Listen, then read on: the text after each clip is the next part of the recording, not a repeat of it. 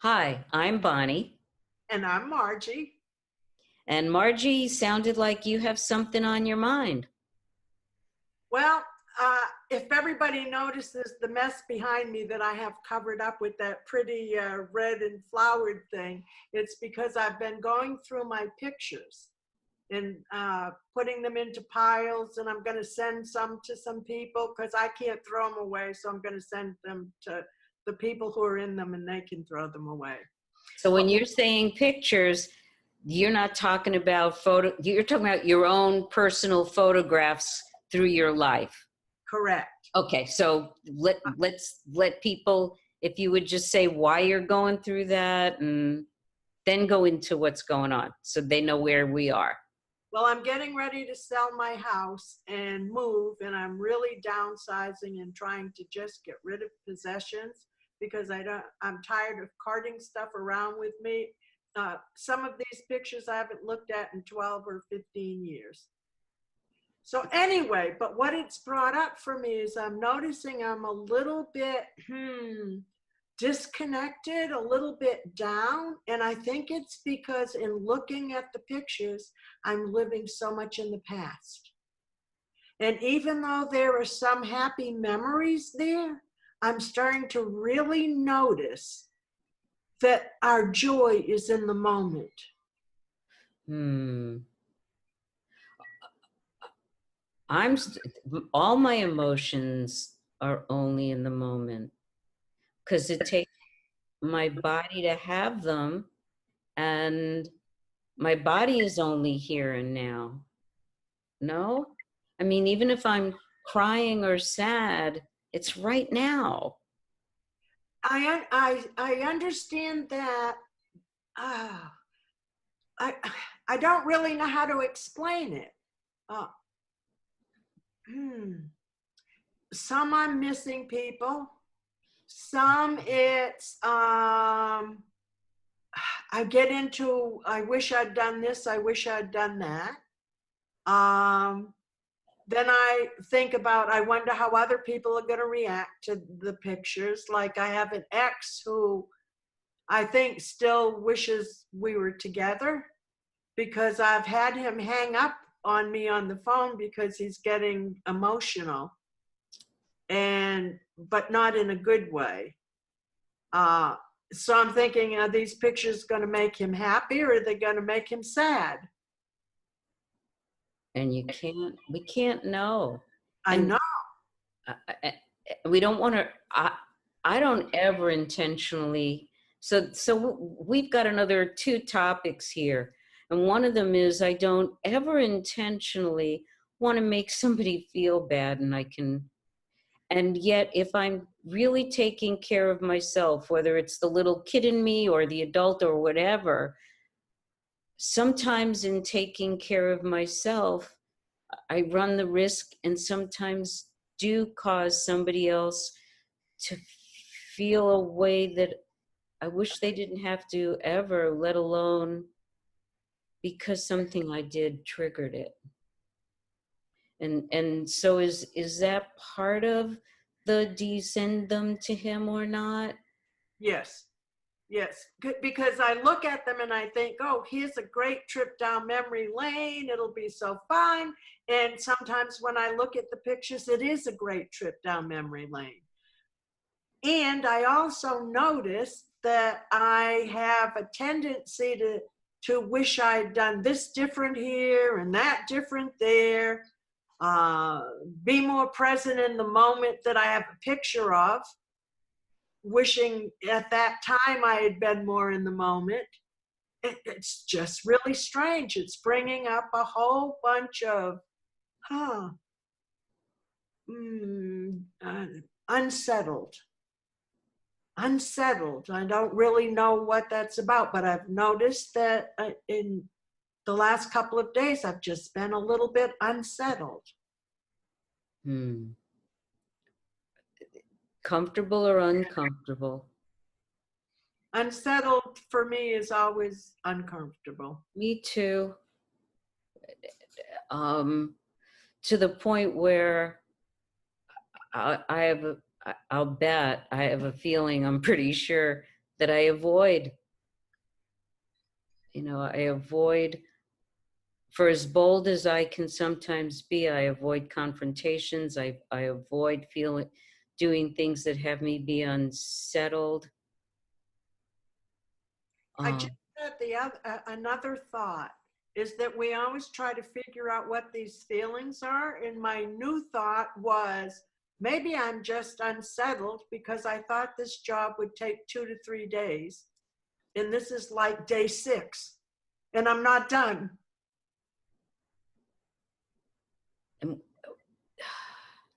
gosh, I'm trying, you know, we've been talking about how I just sound like an interviewer and I'm not being vulnerable. And when you talk, part of me wants to explore more, and part of me is trying to figure out how to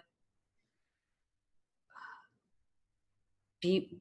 It's not that I'm not present, but there's a quality about the conversations that we used to have that led up to this that I just still don't seem to be able to access. And I'm aware of it. Others have commented on it. So I'm just, that's unsettling for me. Yeah, I don't know how to go deeper with this because there's so much that I just feel unsettled and I don't know what that's about. And part of what we've been exploring in the workshops that we do with you and in our conversations, do I have to, what's this, what is all of this about? I have to analyze and understand and know why I'm feeling what I'm feeling, that I have to justify it. Because your invitation to us is, if you're crying, cry. If you're sad, let the sadness embrace you.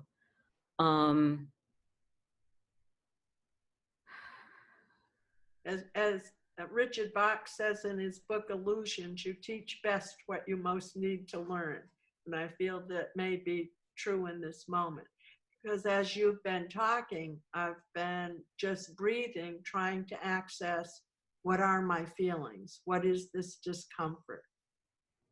Because unsettled to me has a mix of thoughts and sensations. My thinking is unsettled. I'm in new territory. What's happening isn't going the way I planned. The physical, even as I'm talking now, I can feel my belly, which I usually can be totally oblivious to.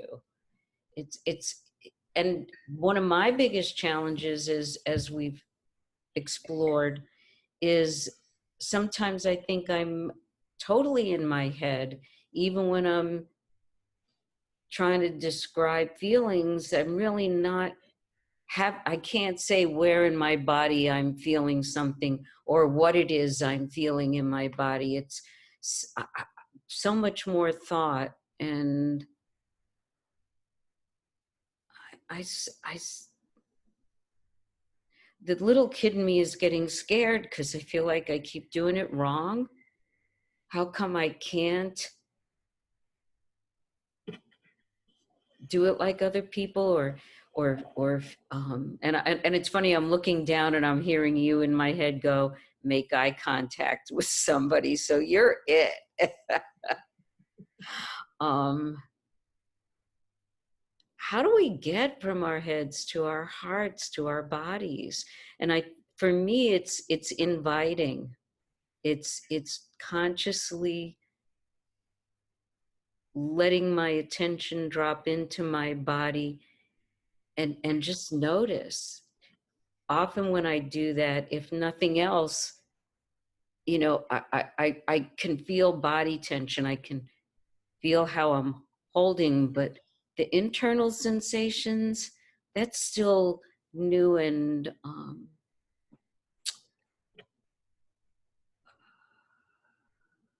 I don't know what. As you've been talking, I've been breathing. I saw.